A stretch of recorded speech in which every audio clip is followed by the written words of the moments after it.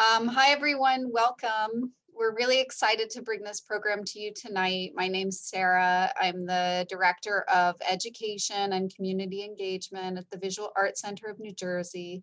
And we have two of our artists here tonight that are closing their shows after an incredibly long run, which was unforeseen and unprecedented for all of us, as their shows went up almost a year ago, pre-pandemic. And so we're very sad to see their shows go. We're really excited to talk to them tonight as we have the last week of the exhibition. So just a little housekeeping. I am going to turn it all over to our curator, Mary Birmingham, who worked very closely with both artists, Yvette Molina and Elisabeth Smolarz, to put together their solo exhibitions. And she's going to be talking with the artists, and they're going to be presenting, and we're going to be moderating questions. And then at the end, probably at about 7:45, we're going to open it up to you guys for your questions, and we'd love to hear from you. The best way to ask questions, actually maybe the only way to ask questions, is in the question and answer box. So please go down to the bottom of your Zoom screen and open that up, and I'll be keeping an eye on that the entire time. So if you have a question throughout any of the talks or any of the questions, then I can always bring it up later. So go ahead and plug it in, and you can also put it in at the very end during the Q&A. So we'll definitely get there.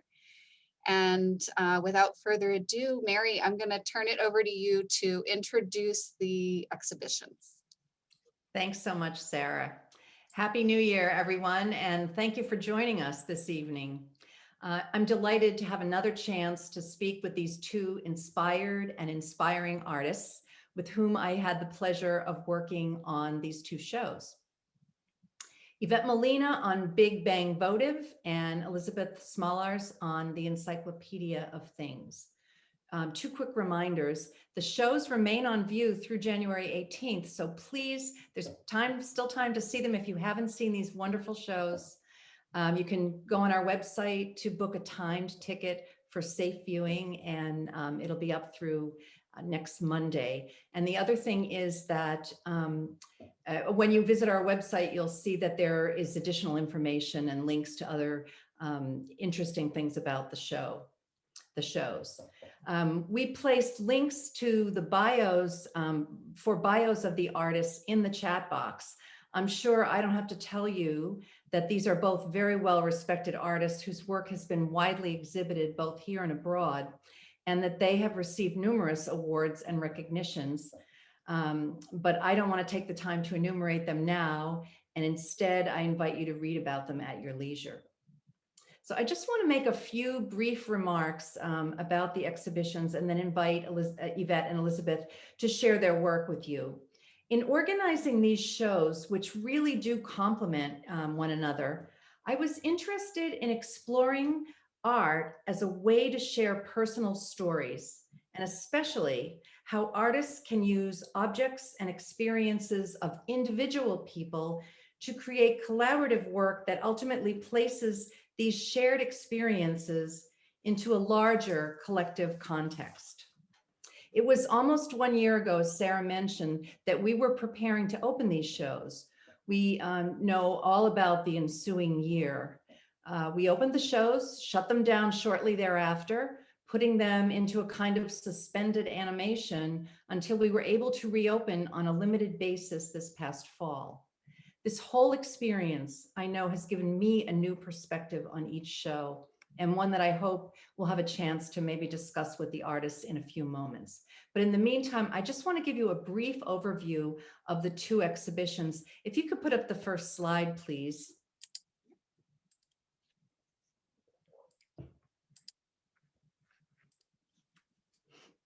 Elisabeth Smolarz, the Encyclopedia of Things, showcases 12 examples from an ongoing community-based project that she began in 2014, chronicling the lives of diverse individuals, in this case, residents of Gothenburg, New Jersey.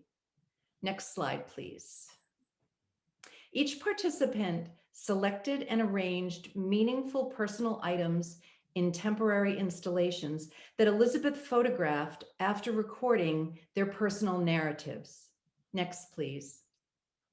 The objects are rendered at their actual sizes, which makes them relatable to the viewer and evocative of their owners. And you can kind of see this as a portion of the exhibition, and I put this in just to show you the relative scale of the objects. Next, please.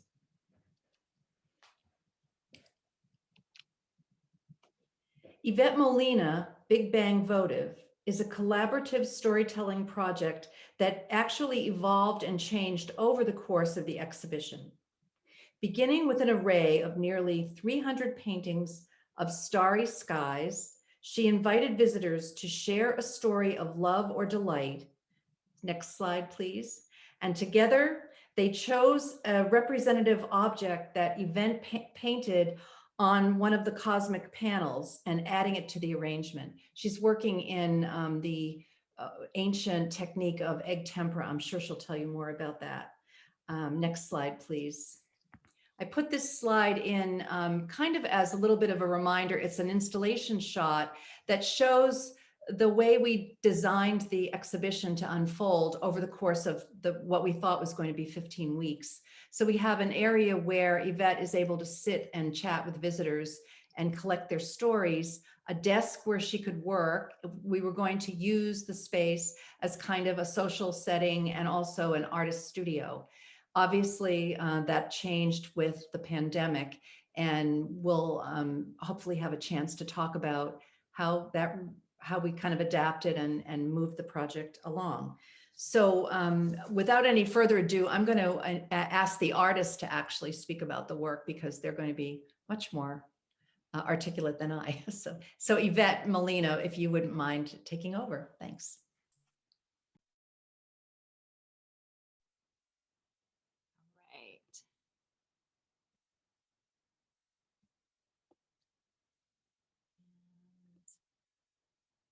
Okay, that's me, Yvette Molina, and welcome to the gallery. I would actually love to start off with a really quick activity, if you would humor me. I would love to just thank everyone for coming to another Zoom. I know everyone's zoomed out probably, but just like get comfortable and just be in your body, be present here with us. We're so grateful that you are. And I'd love to ask everyone to call to mind something that brings you delight. It can be a memory, it can be something you're anticipating, it can be an object. But if you're able to picture something, it doesn't have to be like the most delightful thing in your life. It's just a delightful thing in your life. And if you can picture that, maybe even close your eyes and focus on it for a moment. And I'd like you to note, like, what does your body feel like right now? Like, are the muscles in your face softening, or are they tightening because you're smiling? Do you feel kind of giddy remembering a sweet memory, or soft or warm? You can open your eyes. I'm hoping that whatever you felt like, you felt good. That felt good in your body and it felt good to think on. And basically, in essence, in its simplest form, that is what my project is about, is to create that feeling. So I'm going to take us into the room. Big Bang Votive, as Mary said, is the name of the show. And I painted over 300 starry panels in preparation for this exhibit. And they're all in a starry field because, one, we're made of stardust, and I love that. I love that, the building blocks for life on this planet come from an exploding star. Second, it's romantic. I love that we wish upon the stars. And I wanted to create that space, that feeling. And thirdly, I like that it symbolizes there's space for all of us. There's room for all of our stories. So here are a few examples of symbols that I've painted to represent various stories. And as Mary mentioned, this project, it was supposed to be in person. Visitors to the gallery were going to come and sit across from me in the space and share a story. But that had to change, and it changed over Zoom. And actually it worked out okay. I still was able to meet with people face to face, and then I would depict their symbol. And I would still go into the gallery, even though it was closed, and replace the newly painted symbols for the newly shared stories onto the wall. I would take down a Starry field panel and replace it with a new symbol. So this is me going in on different days doing that. One thing that is important to me is that you don't tell me your story and then I decide what that symbol is and interpret it for you. I actually work with each person where they choose their symbol to represent their story. And that's an important aspect of this project to me. I think a lot about care in my work, like circles of care, how far we extend out our circles of care. And I think through this project, it's one way that I express that idea of caring by creating these paintings for you as you want them. And then it's a reciprocal act where the storyteller, I feel like, is in a way sharing a caring moment with me, and that they are trusting me to share their story. So I'm interested in that kind of feedback loop. And I think together we are actually growing more love and delight in the world. Oh, whoops, stop. How do I get to the next slide? There. So as Mary mentioned, I paint in egg tempera, and this is a quick video showing my process. I studied egg tempera painting in London for 2 years at the Prince's School of Traditional Arts with one of the teachers that teaches Byzantine icon painting. And the first step is to remove all the egg white, and then you pinch the yolk sac once all the egg white is removed. And you empty the yolk, and it's 1 part yolk to 2 parts white wine. And that's the medium. It's so simple. And it's been used for ages. And I love the elegance of that, the simplicity of that, of the egg. These are all the pigments I've collected. And to make the paint, you use raw pigments and you mix it with the medium.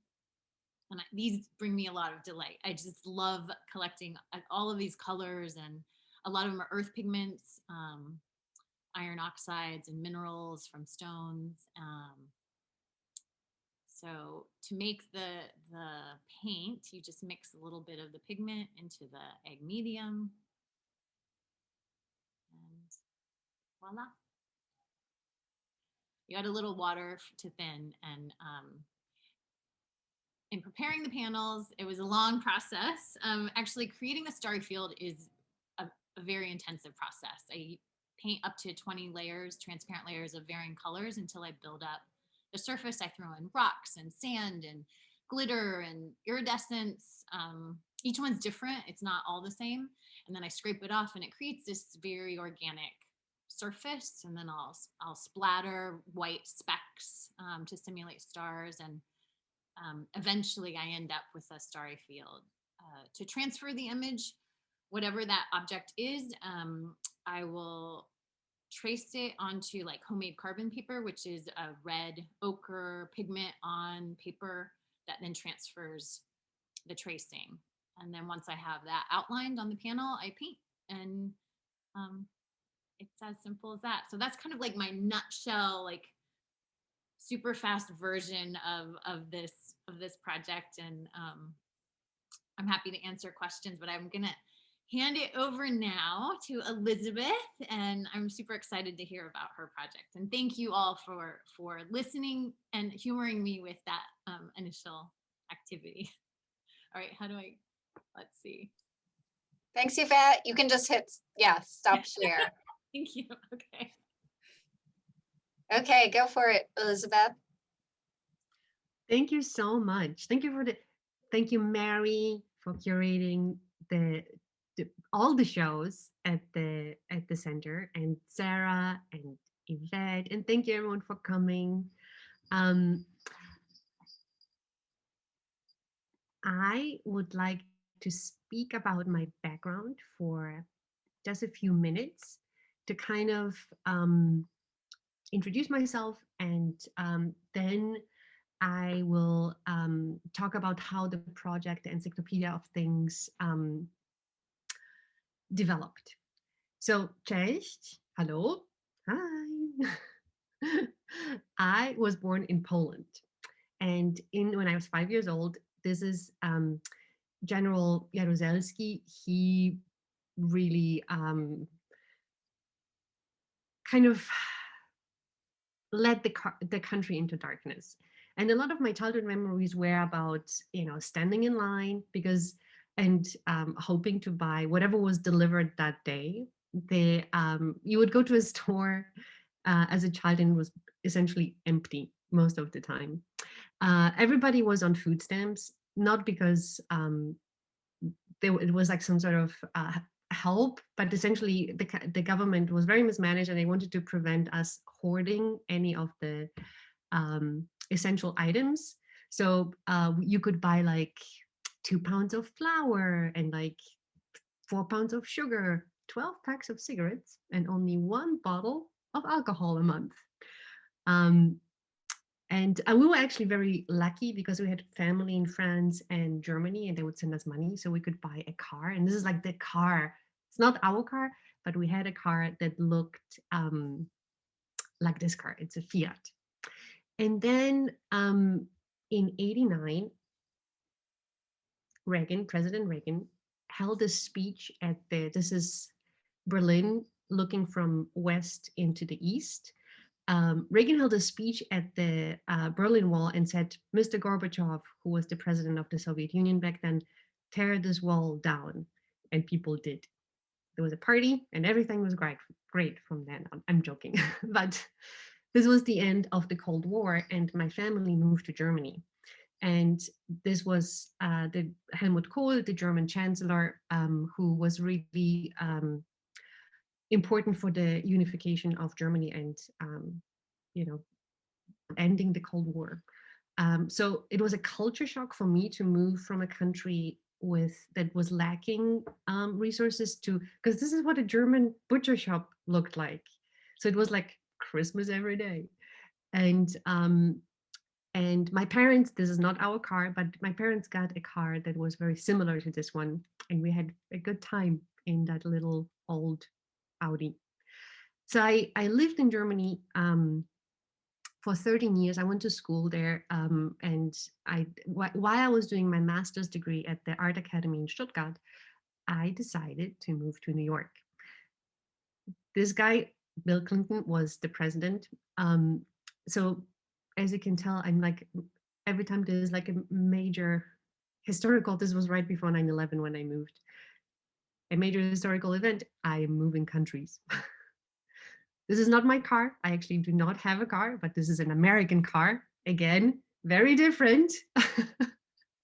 And when I was preparing for this talk today, I Googled butcher United States, and this was one of the images that came up. And I don't know what's going on, but I'm very fascinated by it. So in my work, what I'm looking at is, of course, how our environment, the culture, our surroundings are affecting our identity. And the main question that I'm investigating is, what makes a person? And what are the narratives we're creating when we're trying to explain why we are the way we are? I'm a photographer. I work with photography and video, and sometimes sculpture and performance.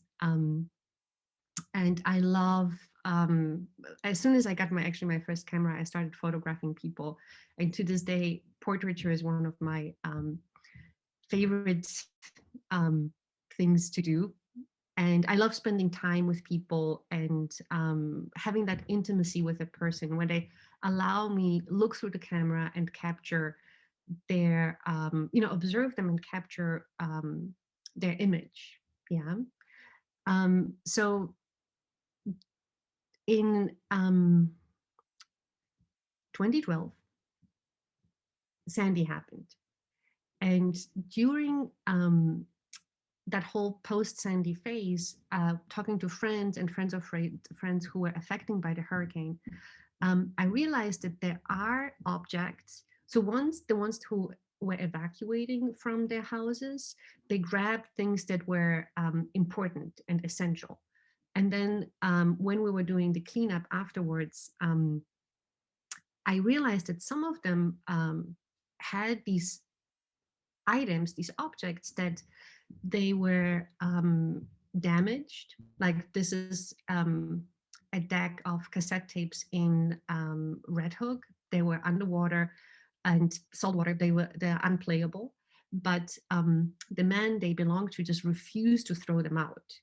And the reason for that is because he went on this field trip in the 80s with his best friend, road trip with his best friend, and it was a very important moment in his life.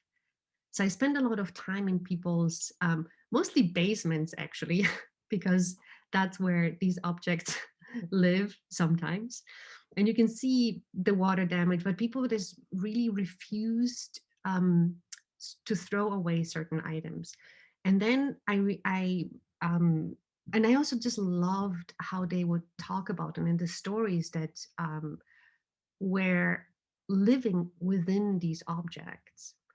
And then I realized, like, wait a second, do I have objects that are very important to me that I would never throw out? And I do. These are some of my objects. And I would also like to do an activity. If you can think of an object that is very important to you, and you know that if you would lose it, you would be devastated. It's part of who you are. It maybe is connected to a moment in your life that was important to you. It might be connected to a person that was very important to you, a loved one, or maybe a mentor, or maybe it's an object. It can also be an object like that is an actual extension of your body. Now that my eyesight is going, for example, my glasses are becoming more and more important every day. So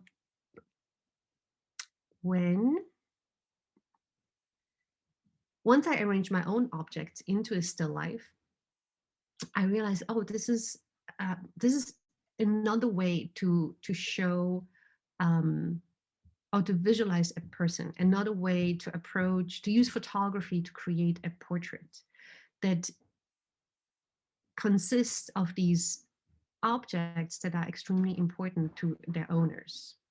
And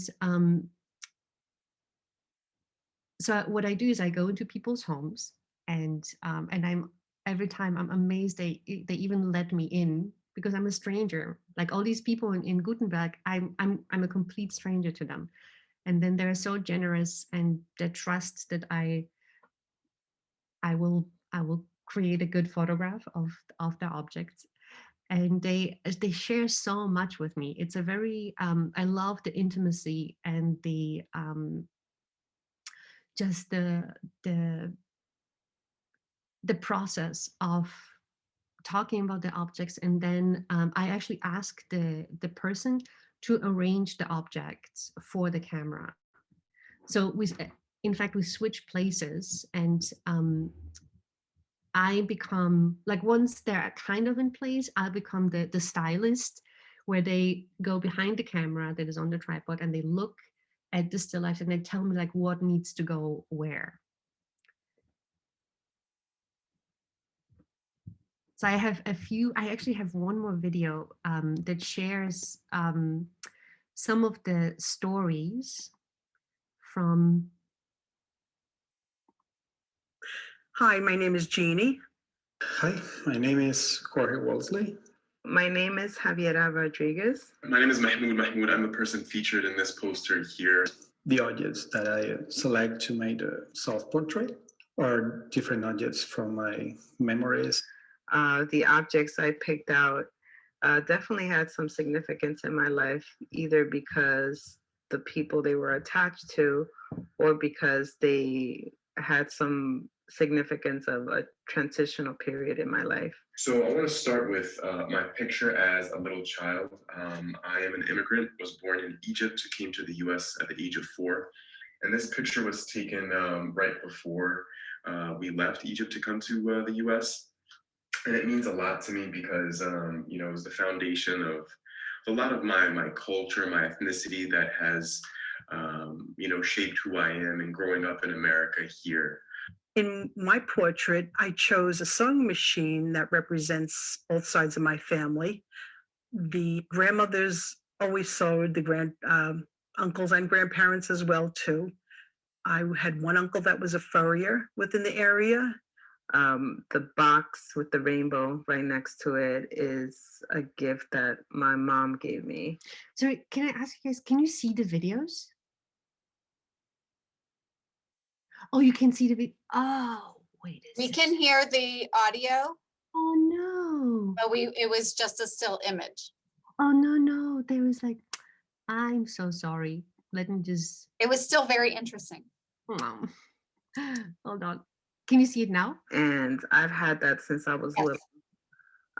I brought that over with me from Chile.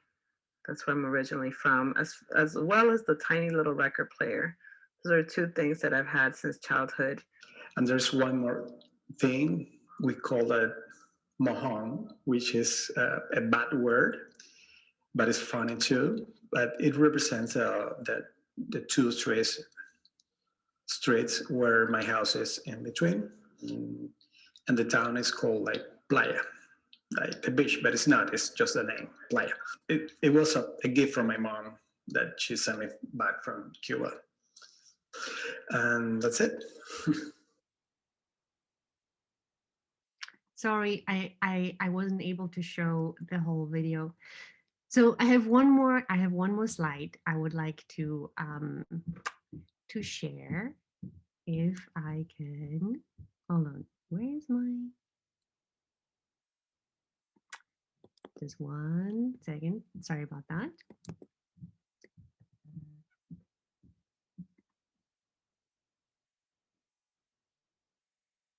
So strange, it's not letting me get back to my keynote. Sometimes if you close it, Yes. yeah, if you can close it out and reopen sometimes. Okay, there you go. Okay, sorry about that. Okay, so in last year during the lockdown, I started actually working on a book. So the first point of entry to the objects are, of course, the owners of the objects. And I, with my photograph, I create the second point of entry. And the third one is actually what I realized over the years working on this project, that the symbolism of the objects follows a very universal language, because I worked with people in Southeast Asia, in the Middle East, in Europe, in North America. So I asked, and they all follow a similar a similar recognition pattern, so to say. So oftentimes during studio visits in particular, I realized that people they were able to decode the meaning of the object, and they actually saw the person. Of course, they don't know the exact stories, but they would understand the essence essentially of the person. So I started asking writers if I could, writers and journalists and actually psychoanalysts and detectives, if I could send them like 2 or 3 images, and if they could respond to the image. So this is one image from, this is another person that lives in Gutenberg, And this text is by Ksenia Soboleva. I'm going to read it. At the Sochi Olympics in 2014, Evgeny Doga's Wedding Waltz was played as the soundtrack for the opening ceremony ballet. The first time I heard this piece of music was as a child growing up in northern Russia, and somehow I could never imagine myself as an adult in those days. I simply didn't think I would live long enough. This was undoubtedly informed by the fact that in nearly every film I watched, the young heroine died some tragic, unexpected death. Doga's Waltz was written for one of these films, My Affectionate and Tender Beast from 1978, known in English as The Hunting Accident. The narrative follows a beautiful young woman's journey to choose between three potential husbands.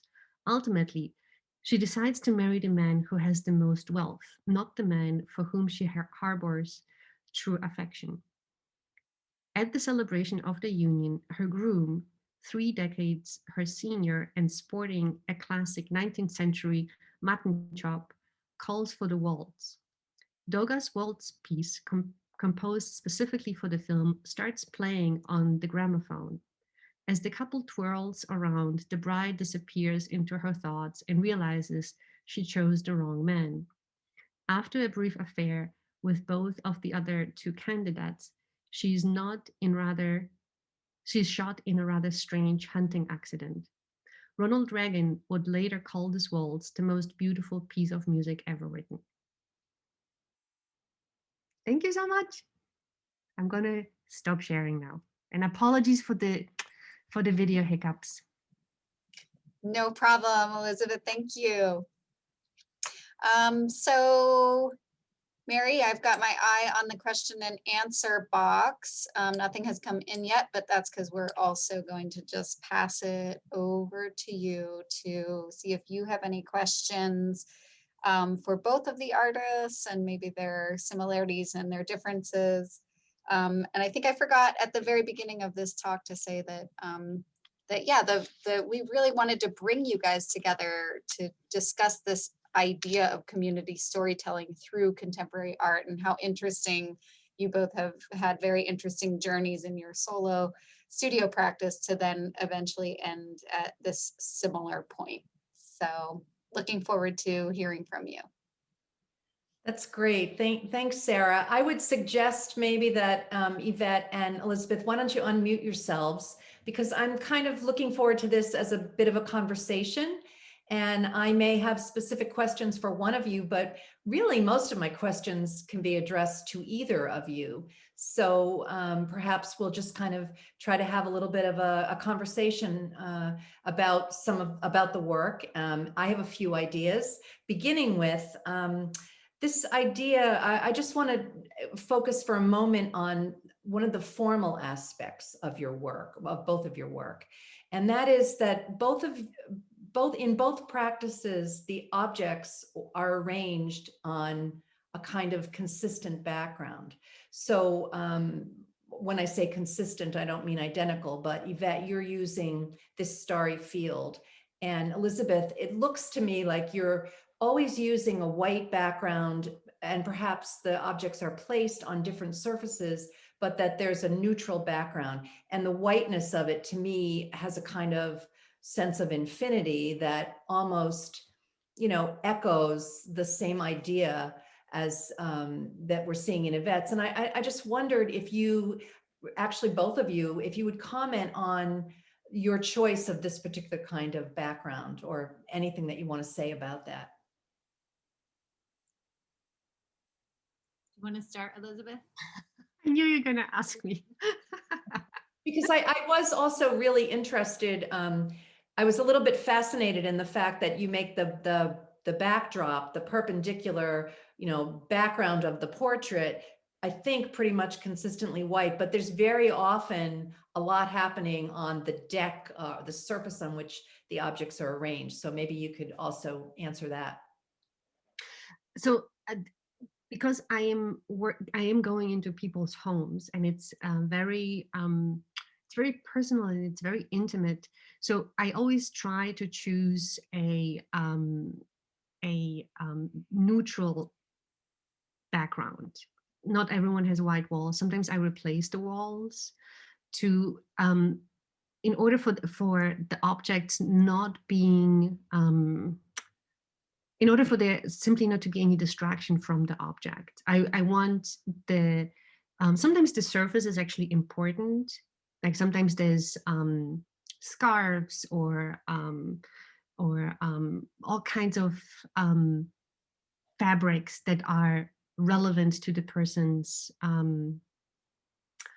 that are important to the person.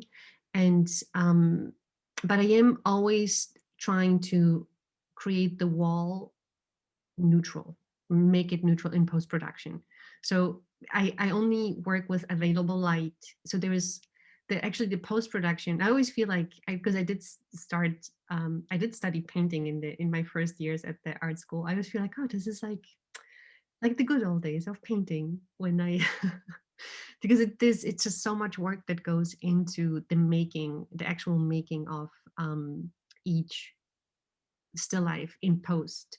Because I one thing that you probably notice when you look at them up close, that there is no, it's like it's a very deep depth of field, that the objects that are in the front are as sharp as the objects that are in the back. And that's simply because I'm actually photographing them individually and then creating that still life in post, because otherwise I don't have the light and the possibility to have such deep depth of field within the environments that I'm working with. And I just don't want to bring equipment and a million things because it's very distracting also. So it's just me, my tripod, the camera, and the person. Wow. Thank you. Yvette, what about you? Well, like I kind of explained the reasons why I chose the Starry background, but I wouldn't want anyone to mistake that they're just a background. They actually, a lot of the pieces will never have a symbol painted on them. Right. I paint each one as if it will never have a symbol on it, so that it's a finished piece unto itself, a slice of the universe. And I really like them standing alone in that way. And I really like that the idea of perspective that the stars give us. I didn't mention that as one of the reasons why I choose stars, but this project that I'm doing can often sound very Pollyanna, like let's all just talk about love and delight and focus only on that. And it definitely is not. It's not something that is to focus on that with nothing else. Like it's almost as a remedy or as something to like carry us through how hard life is. I mean, just the reality of life is going to bring, heartbreak and difficult times.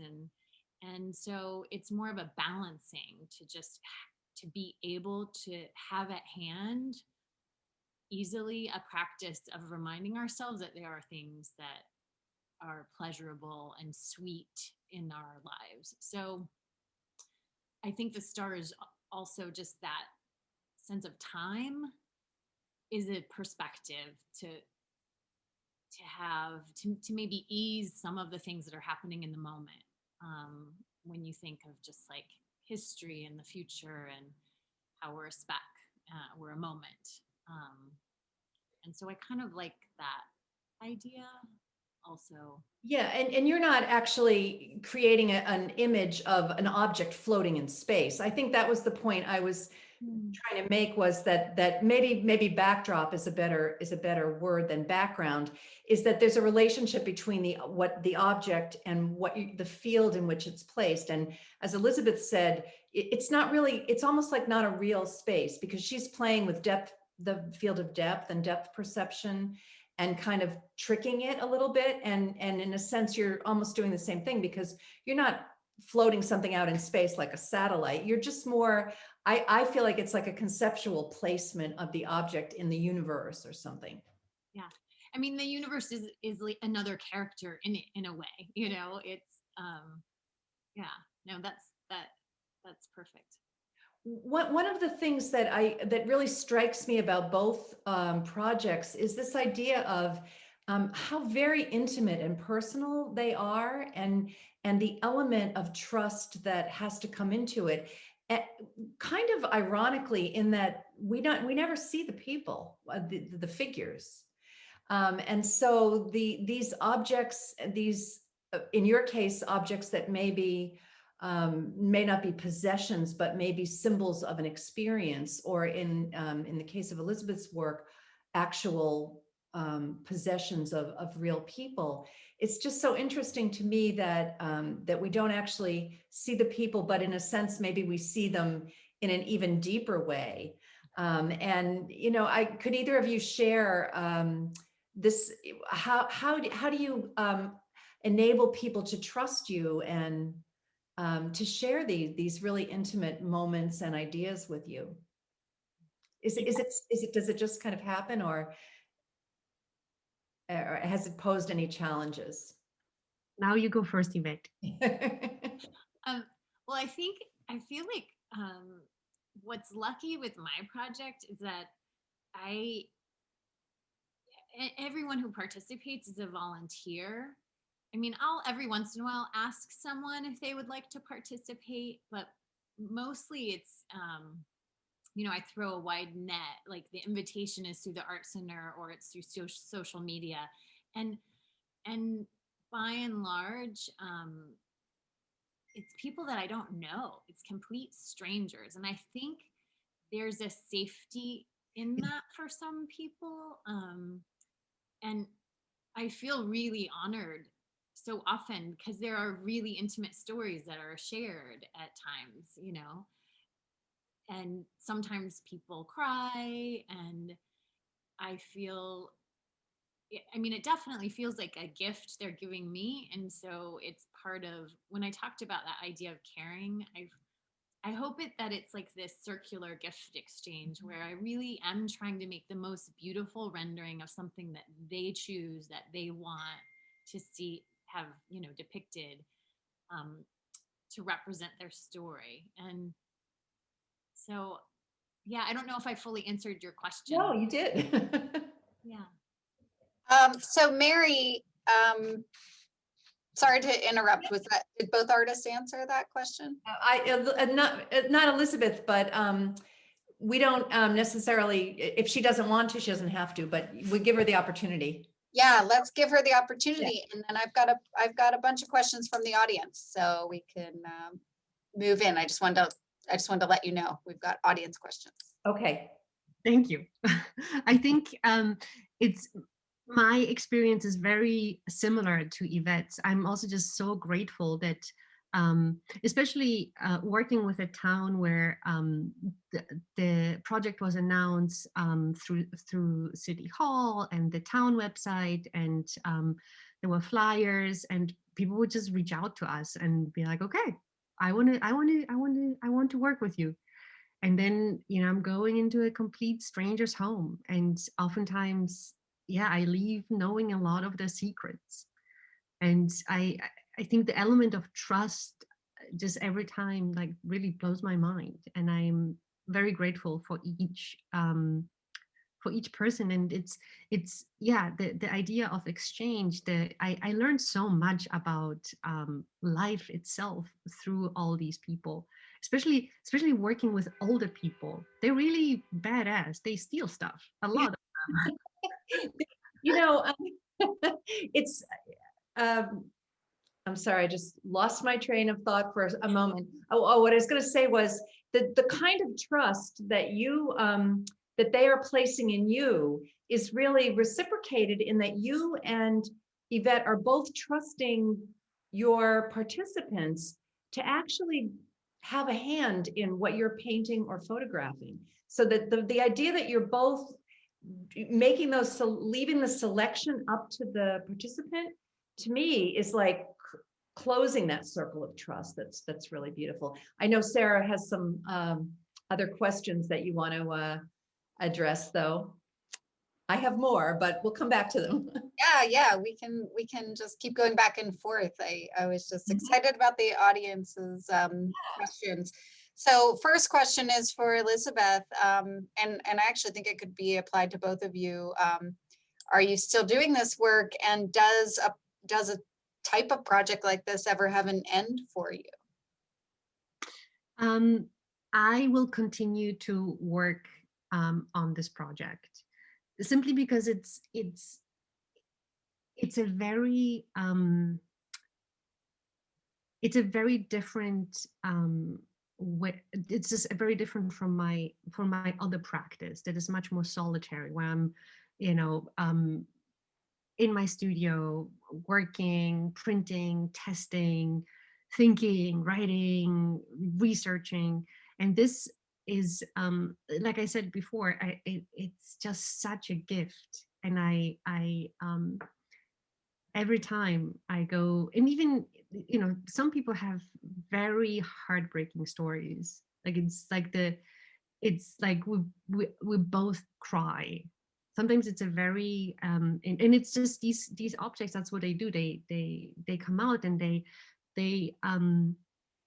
really allow us to, talking about the universe and time and space. I can see it in people's eyes how they move through to the past or to the future once they touch the object. So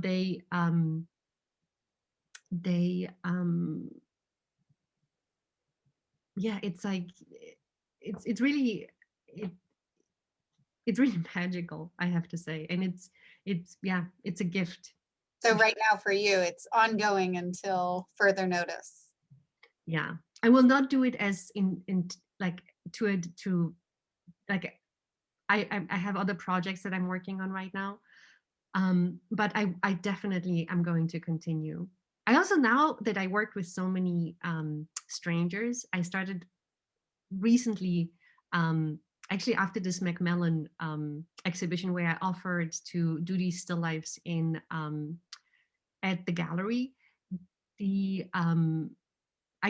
Some of my friends came to with their objects, and I was like, I want to work with my friends and have that experience, that intimacy with my friends. Yeah. Nice. Just really quickly, Yvette, do you have any, are you going to continue this project as well, kind of indefinitely, or? Yeah, Elisabeth and I spoke about this. I think we both felt that this is a project we could do the rest of our lives. And I expect I will. I mean, I can't see an end to it. Nice. Thanks, Vanessa, for that question. Also, we've got a question from Rebecca. I love the way that each of you lend gravitas to everyday objects, often domestic objects. Many of us are experiencing objects very differently because we're spending more time at home with the same things. Could you each speak a bit about how your relationship with objects has or hasn't changed over this past year, and how it's affected the way you see your work? Elisabeth, you want to go first? Yeah.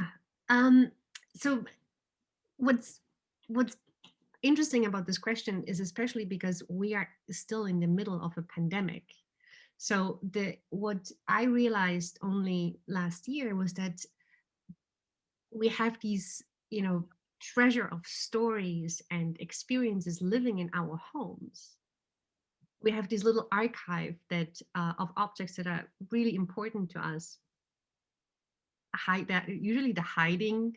Sometimes when I go to somebody's house, when they have like maybe an attic and a basement, I feel so bad because they do prepare, but once we start talking about the life and what the objects that are important to them, they start running like to the attic, and then they go to the basement, and they like frantically start looking for an object that is super important, but it's like tucked away somewhere. And I've been just thinking about that a lot, that there is like these extremely important objects then there are these essential objects like our phone, our computer, and then there's stuff. So yeah, the aesthetics of these archives that live in our homes are yeah, it became like over the years just extremely important to me. Yeah. Yvette? I am someone who collects objects. This project, my husband and I both, we have a lot, you know, we've moved and lived in a lot of different places around the world, and our every time we move, you know, it's like we have a lot of temporary furniture, but it's those small mementos that we fill our each new apartment with and each new place with and make it feel like home. So it's definitely something that I do kind of natively. And this project definitely grew out of that. I had been doing a lot of work around kind of heavy issues and current events. And this project evolved as a response to wanting to kind of balance out some of the heavier work and the more serious and political work I was doing. I started it out as depicting small objects that bring me joy and delight, almost like a journaling project. You know, it was very personal, and then it expanded really organically to include friends and family, and then it developed into what it is now. So that was kind of the origin, was depicting all of those little objects that bring me personally, you know, in my own world, a lot of joy. So Great. Okay, so I have like some good meaty object questions that I'm just going to keep going with you guys, if that's okay. And I'm just going to pose these to both of you. A question from Sean, who says thank you, first of all, but both artists appear to examine objects as they relate to people, experience, and meaning, but I wonder if either artist has become fascinated in the life of objects from a cultural or more abstracted plane of meaning through your work, or maybe as you work with it in your work. I have a quick answer to that. I had a studio visit from someone from another country, and he actually recommended that I continue this project in other countries because someone's object that might be a chair in one country, that what a chair would look like in another country might be totally different, or whatever it is. That was just an example. So I have been thinking about that. It's like what objects are chosen depending on what culture or community or religion or whatever, you know, like it will reflect in different ways. And so I'm definitely interested in continuing this in other places. And Elisabeth, you've done that, it seems like. So I think that's really interesting. Yeah, I actually worked with a Brahmin priest in Southeast Asia.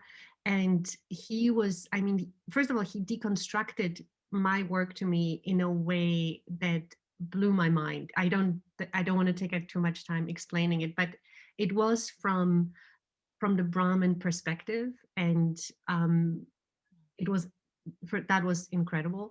And he was also the one that pointed out to me that it doesn't matter where in the world I will be doing the project, the object will still be recognizable to everybody because of the nature of the symbol that lives within an object.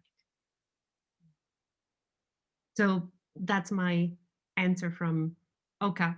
His name is Oka. Can I just jump in for a second? Because it occurred to me that something that I think these projects have in common is that there's this underlying sense of interconnectivity.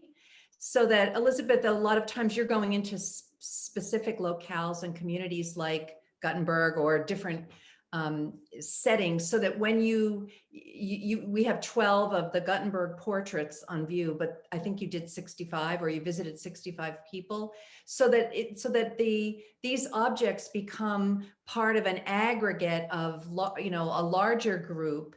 That so they kind of have a new context. And I think that the same is true for Yvette's, that it's unspoken, but for me at least, I look at the way that we're all connected throughout the universe. So many ideas are connected, and we don't see the connections.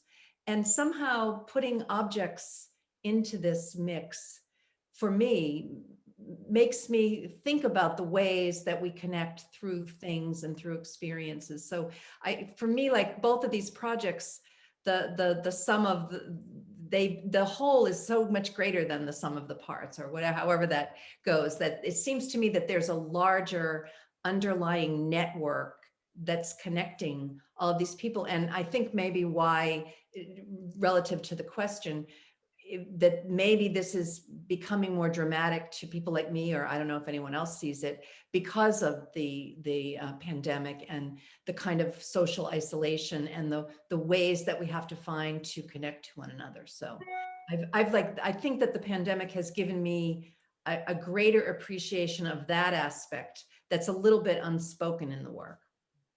I'm so glad you brought it up, because it's really, I feel like it's such an important part of it, is that I really feel that what I'm making, and Elisabeth, from talking to you, I have a sense that you do too, that this is something we're making together. It's not like I mean, I say my project, but that's not reflective of how it feels. Like when I walk into that gallery space, every time I almost gasp. I find it so beautiful, and not in a way of like, I created this. It's like it happened to me almost, because so many people were part of creating it.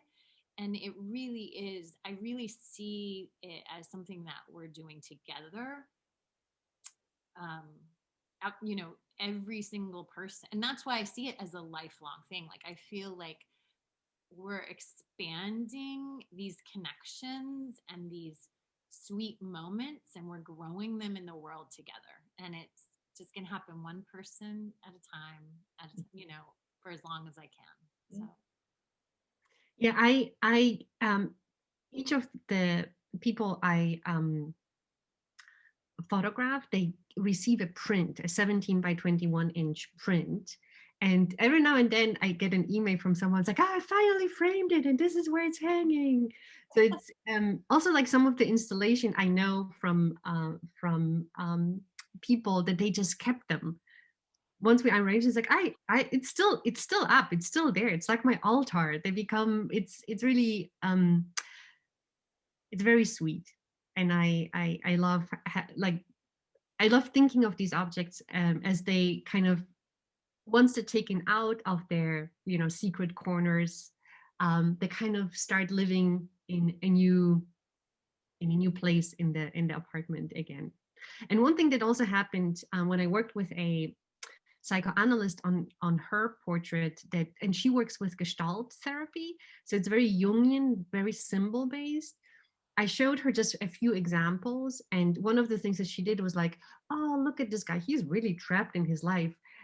He needs to get out. Like oh, look at this. Yeah, he is ready. Oh, he needs to leave wherever he's living. I mean, it blew my mind how she just glanced over a photograph and like knew exactly what's going on with this person. So it is, if you speak that language, the symbolic, they're very easy to decode, in fact. And one of the things that I noticed that curators are very good at also decoding them. That happened several times where a curator came in and was like, oh, like immediately decoded a person. So Elisabeth, you could be in my next show that opens on February 6th. It's called Decoding. Oh. Back. When you're speaking about these little shrine-like, really, they're like little shrines. It made me think like I don't think it's an overt spiritual aspect to both of projects, but it's something that is definitely an undercurrent in that in your case, it's almost like little altars or shrines, the kind that people have in their home. And in Yvette's case, for me, the use of egg tempera the relationship that that medium has to icon painting, traditional icon painting, which I know Yvette has studied, that to me, they're like little tiny icons almost. So that even though I know that's not how they were created, you know, for a viewer, very often there's that spiritual element that I think gives it life almost, you know. Sarah, do you have more questions? I'm sorry. I do. No, it's great. It's great. I actually, one of the questions, Stevana, I'm going to skip you for 1 minute, but I'll get back to your question. And I'm just going to link it to your comment, Mary, because her question was very much what you kind of brought up. You know, it was talking a little bit about the accumulation and the archiving narratives, but then about the larger picture and wondering if Elisabeth considers her material stories and her photographs like votive offerings, similar to Yvette's, and if Elisabeth's photographs or if they're more like individual altar pieces, and basically talking about commemorative and community function and the act of sharing the story, like the intimate communication, but then it expands out to this experience constellation. So she was really talking about, I think what I'm just linking it to what you brought up, Mary, that it becomes this very much larger narrative. And so she ends with, if Elisabeth sees her work as building up or creating a singular image, or if the project's more of a cumulative body. So I think perhaps you guys just kind of answered that. But Kristen, if you have more questions, add them to the box. And Stevana asks, as a professional storyteller, which is exciting that we have a professional storyteller in our audience, I'm wondering if either of you have collaborated with a performing artist or if your work has inspired any performance. I wanted to.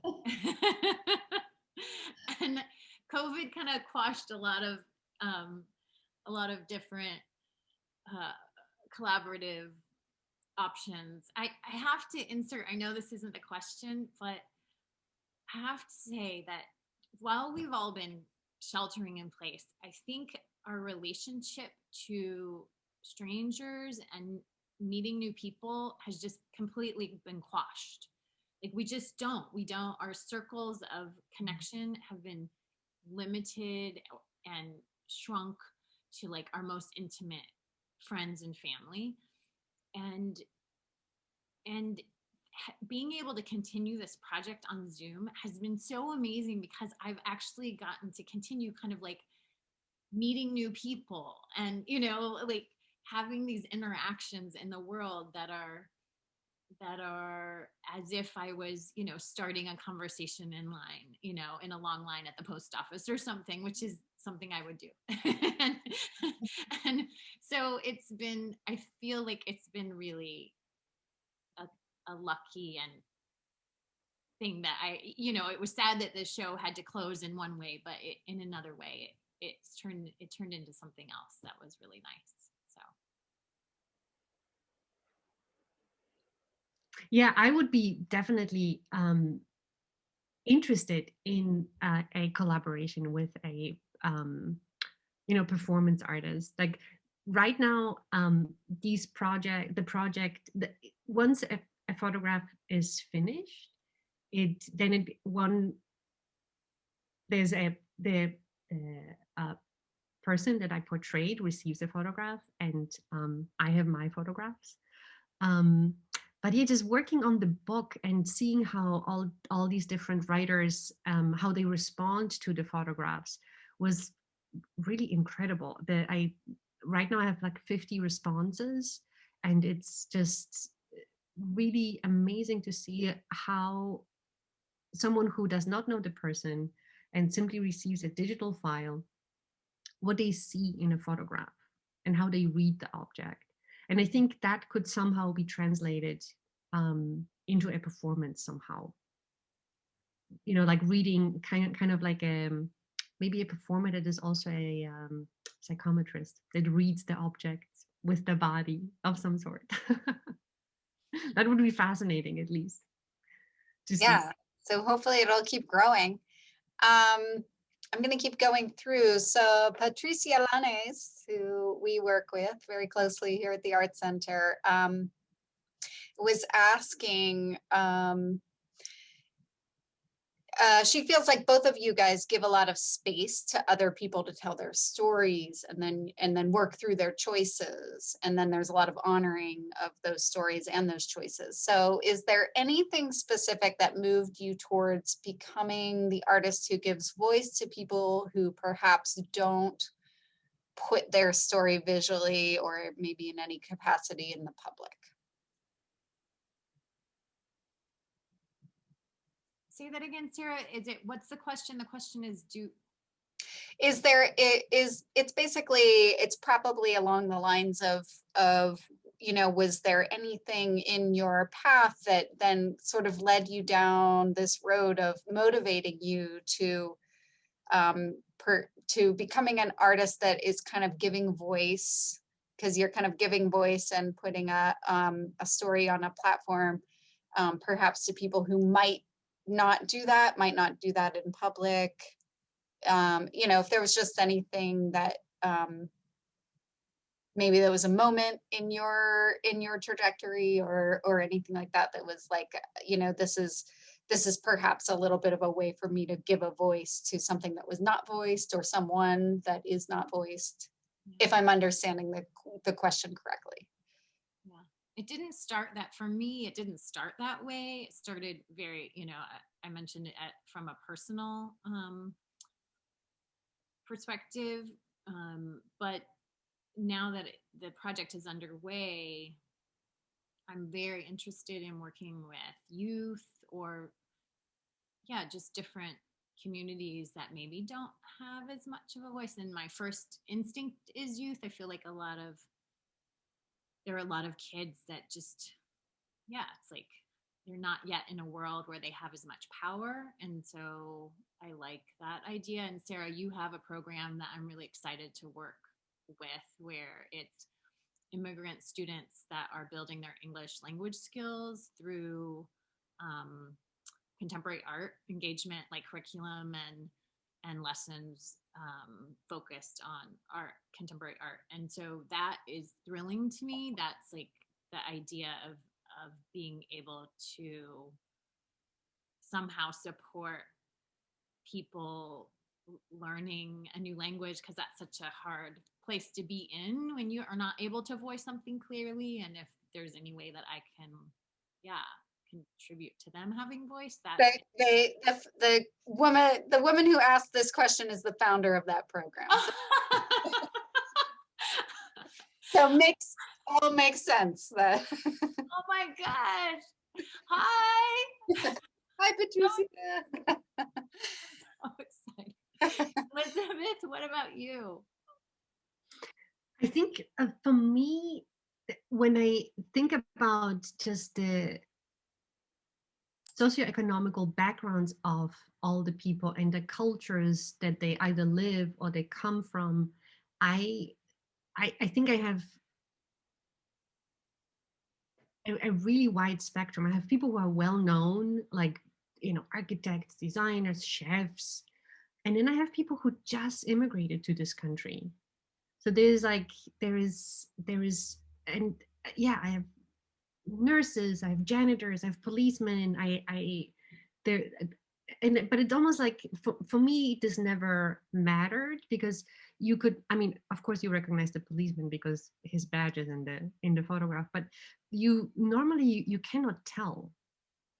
You could not be able to say like, oh, this person is you know, wealthy or poor, or it's just it almost, yeah, it's the and especially because I treat them in post-production in a way that they do look neutral, that removes like any indication of actually the external environment, so you just cannot tell. And the people have, you know, it just depends on the background. Like some people might not be wealthy, but they might have an object that is extremely valuable, for example. because of it's an heirloom that has been passed down for hundreds and hundreds of years, because that also happened. You know, so it's like it's never yeah. And I have people, yeah, I just have people from, you saw in the, when I briefly showed some of the other examples from Gutenberg, you know, you have someone who came here from Ghana, you have Mahmoud who spoke in the video from Egypt, you have, there was a woman from Iceland that lives in Gutenberg, that also like moved here a few years ago. There's I met this was actually a friend's mom who visits sometimes from Cuba.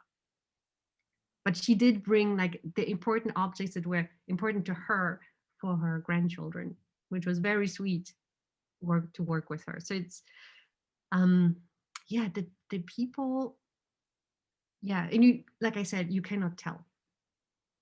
You won't be. I think that's very prevalent in both of your works. There's just this overall democratization and elevation to everyone's shared humanity, and that experience of memories, and you know whatever their life experiences just within the object, despite even what the value is of the object. That's very beautiful. I have a really fun question for both of you.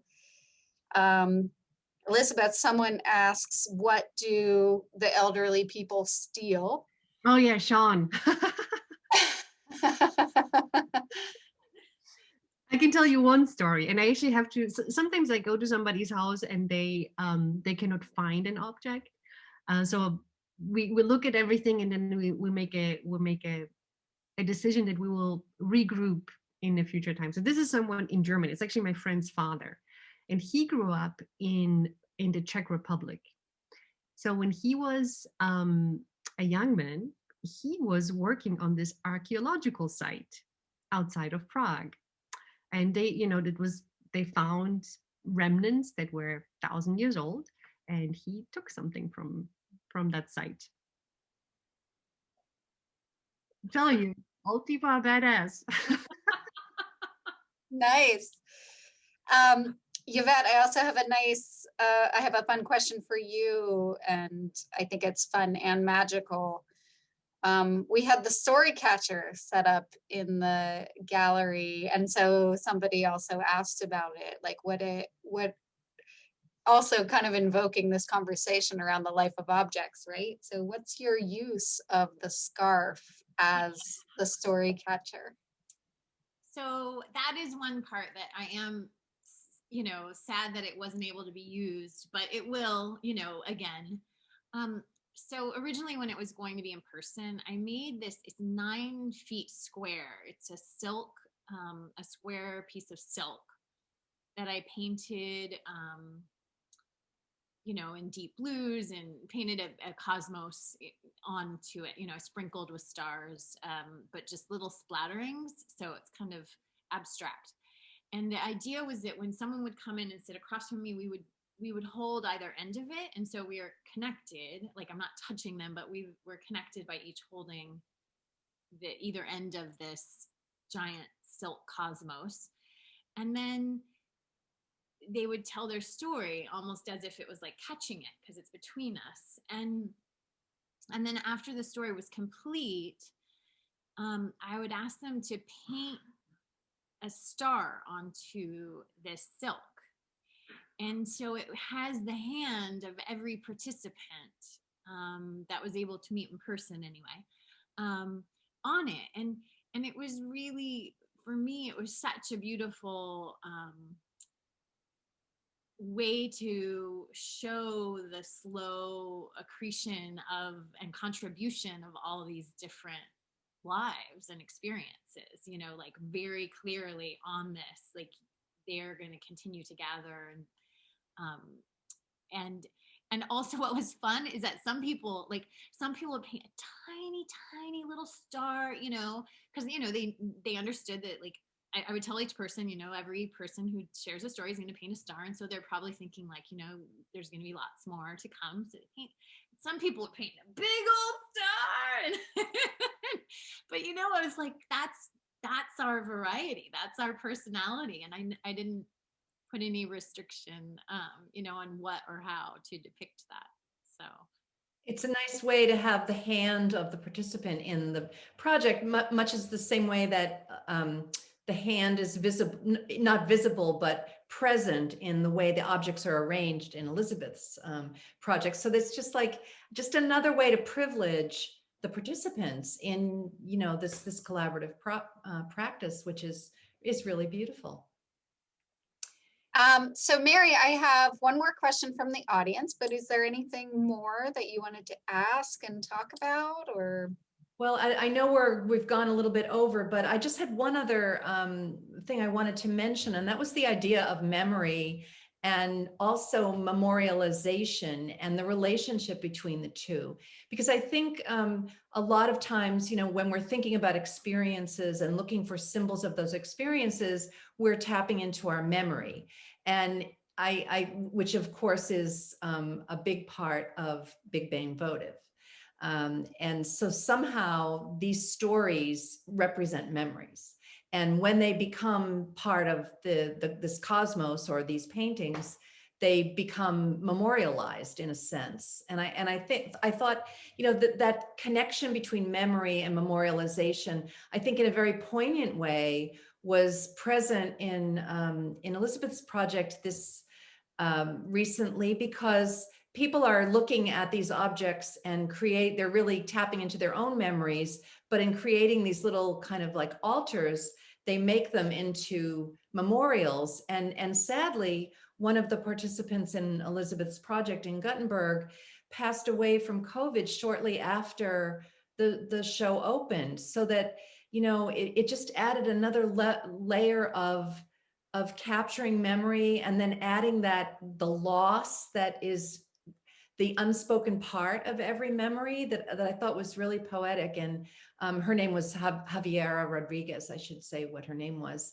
And the work is still on view, and it just added another element. And I just think that kind of fluid boundary between memory and memorialization is really an interesting, field for us to mine, in so many ways, especially now. But that's all I was thinking. I think it's really beautiful. I'm glad you brought it up, because I think that is something in the project for me that is important, is to remind ourselves to reconnect to those memories. Because it's funny, there are certain things in our life that we just think they define us. They're so memorable. The event is so big, or the emotional attachment is so sweet or large or important, that we think of it as kind of defining us. But actually, how many times do we sit with a memory, and recall it and share it and retell it? And so I think one thing I would love to leave everyone here with is actually not my own advice. It's the advice from an author who wrote a book called Pleasure Activism. And I'm totally blanking her name. Her last name's Brown, Adrienne Marie Brown. And she advises everyone to kind of make a list of their pleasure hereditary, your pleasure lineage.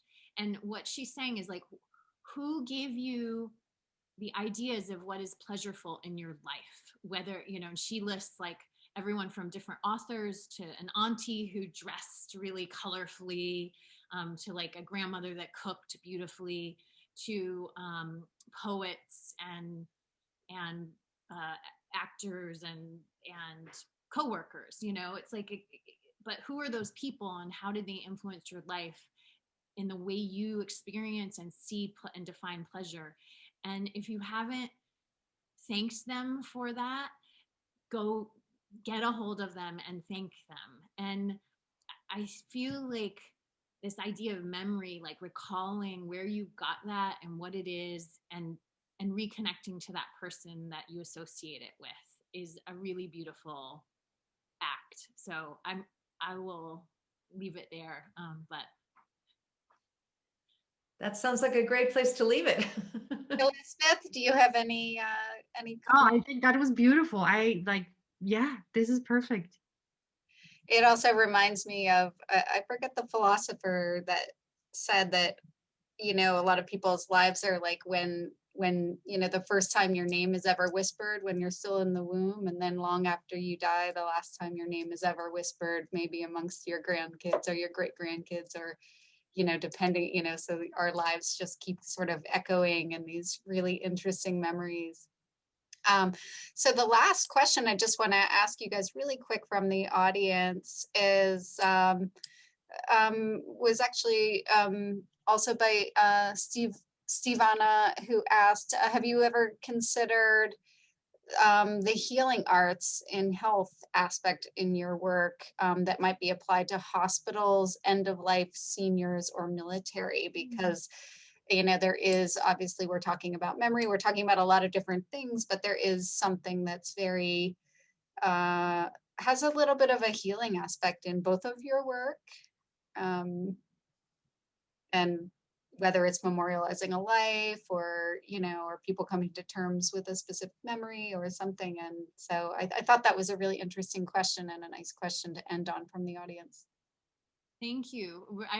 Whoever asked that question, that's really, I hadn't considered it, but now I will. I think the idea of going into a hospital to meet with someone could be a really beautiful, maybe a diverting thing for them, like to take their mind off, you know? So yeah, whoever, I don't know who asked that question, but thank you for that. Yeah. Elizabeth? I worked, it just happened that two of the participants of my project were, for example, veterans, but also just people in general. They, and I realized it actually, it's some of,